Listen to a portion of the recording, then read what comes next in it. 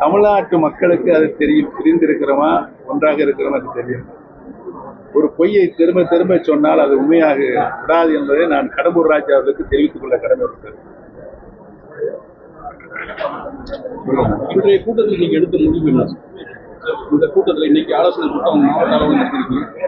இந்த கூட்டத்தில் கழகத்தினுடைய அனைத்து தேனி மாவட்டத்தில் கழகம் ஒன்றாக இருக்கும்போது என்னென்ன நிர்வாகிகள் இருந்தார்களோ அவர்கள்லாம் அப்படியே இருக்காங்க. அவருடைய மனதின் குரலாக அறிய வேண்டும் தான் நான் இங்கு வந்து இந்த கூட்டத்தை கூட்ட சொன்னேன். மாவட்ட கழகத்தில் நேற்று தான் சொன்னேன். அனைத்து நிர்வாகிகளும் இங்கு வந்திருக்கிறார்கள். அனைவரும் ஒருங்கிணைந்த குரலாக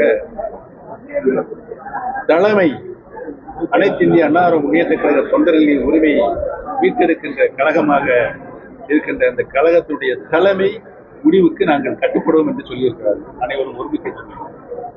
அண்ணன் ஓபிஎஸ் அவர்கள் வந்து தேசிய ஜனநாயக கூட்டணிக்கு வருவார் என்ற 100% நம்பிக்கை இருக்கிறது டிடிவி தினகரன் ஆசைப்பட்டிருக்காரு. அதிமுக சொல்லியிருக்கிறார். அதிமுக என்ன சொன்னீங்க?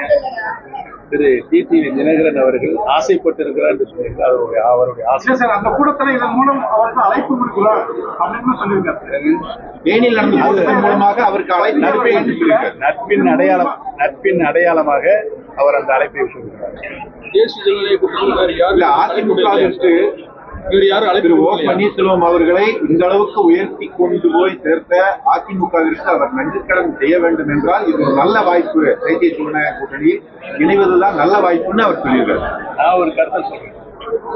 இன்றைக்கு திரு டிடிவி தினகரன் அவர்கள் என்னுடைய அருமை அண்ணன் திரு எடப்பாடி பழனிசாமி அவர்கள் ஜனநாயக கூட்டணியில் வெற்றி பெற வேண்டும், அனைத்து இந்திய அண்ணா அவர்களுக்கு ஆட்சி பொறுப்பில் இருக்க வேண்டும் என்று சொல்லியிருக்கிறார்.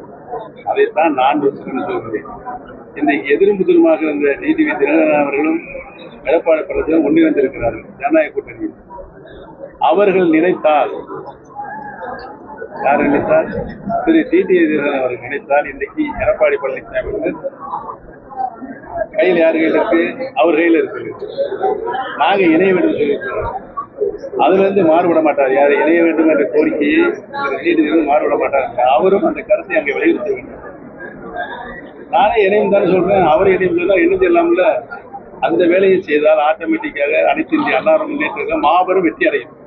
தேசிய ஜனநாயக கூட்டணியில் இதுவரைக்கும் யார் உங்கள்கிட்ட வந்து சேர்றதுக்கு முயற்சி அதெல்லாம் ரகசியம் பரம